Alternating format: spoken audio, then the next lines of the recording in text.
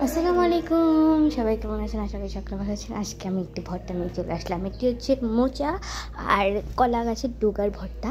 এখানে আমি ডোগাটা নিয়ে ছুলে ফেললাম, এরপরে এটাকে এইভাবে কুচি কুচি করে কেটে নিয়ে যেতে হবে।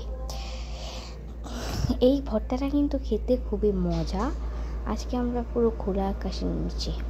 এরপর এখানে আমরা একটা থোড় নিয়ে নিলাম, আর এই যে থোড়টাকে একটু ভালোভাবে ছুলে নিতে হবে, না হয় ময়লা থাকবে, এটার উপরেগুলো ভালো না।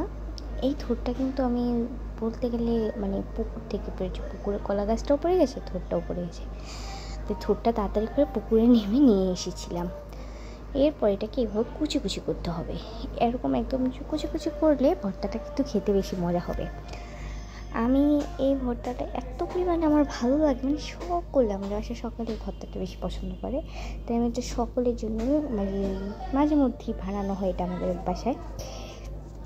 এরপরে এটাকে আমাদের ভালো করে একটু ধুয়ে নিতে হবে। এখানে দেখতে পাচ্ছেন কত পরিমাণে দেখেন আকাশটা আজকে কত সুন্দর রোদ উঠেছে, আকাশে এটা দেখে আমার মনটা পুরো জুড়িয়ে গেল। এরপর আমরা এখানে দিয়ে দেবো লবণ, মরিচের গুঁড়ো, এরপরে দিতে হবে একটু তেল।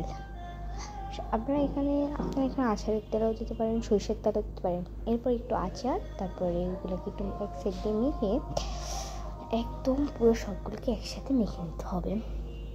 এত পরিমাণে ভর্তাটা মজা যে আমি ভাগিয়ে পেয়েছি, একটু সবাই কাড়াকাড়ি করে চলে নিয়ে গেল।